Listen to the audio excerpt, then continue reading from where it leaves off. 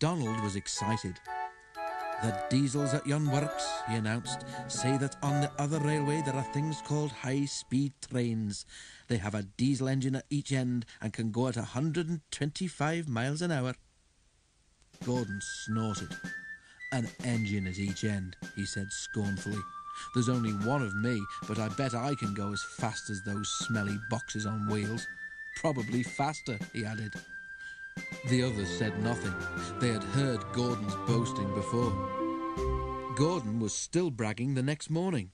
"Speed's nothing to me," he said. "Why, one of my Doncaster cousins went at 126 miles an hour. I'll show these diesels a thing or two. Just you wait and see."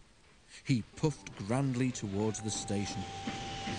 Gordon normally pulled the express, though Henry, James or Bear helped if Gordon was ill or away. Many visitors came to see the Fat Controller's railway. They often used the express, so it was usually full and heavy. There had been frost during the night, and now the weather was wet and sleety. Sleet settled on the rails, making an icy film across their surface. The carriages of the express stood under the cover of the station roof, but when Gordon was coupled to them, his cab and front end had to stand outside. He grew colder and colder as he waited for the guard to blow his whistle and wave his green flag. "Come on," he shivered impatiently. "Let's get started." At last Gordon heard the whistle. "Come on, come on, come on, come on, come on," he shouted as he tried to pull quickly away. But his wheels slipped on the icy rails. The sudden movement made water in his boiler surge forward, and Gordon's driver could not shut off steam. Gordon moved a yard and slithered to a standstill, held back by the heavy train. His wheels spun furiously, but neither Gordon nor his train budged an inch. "Help! Help!" wailed Gordon despairingly, but nobody could.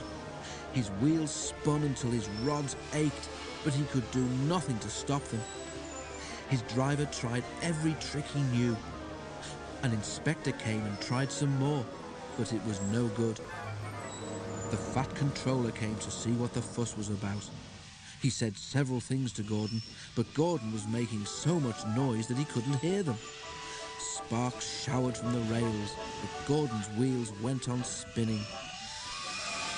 It was a quarter of an hour before Gordon had used up all his steam. Reduced pressure allowed the driver to close the regulator, and with a deep sigh of relief, Gordon felt his wheels stop turning. The silence was amazing. Donald came to take Gordon to the shed, and Henry came to pull the express. When the train had gone, workmen had to replace the rails where Gordon had been standing because his spinning wheels had worn deep grooves in them. The shed was empty. Donald tactfully remembered another job and left Gordon on his own. But that night Gordon heard a whisper from close by. "Did you hear," it hissed, "how Gordon went for a spin today?" There was a quiet chuckle. Gordon seethed in silence. "High-speed engines are all very well," the whisper went on, "but Gordon ought to know by now that he's supposed to move his train too."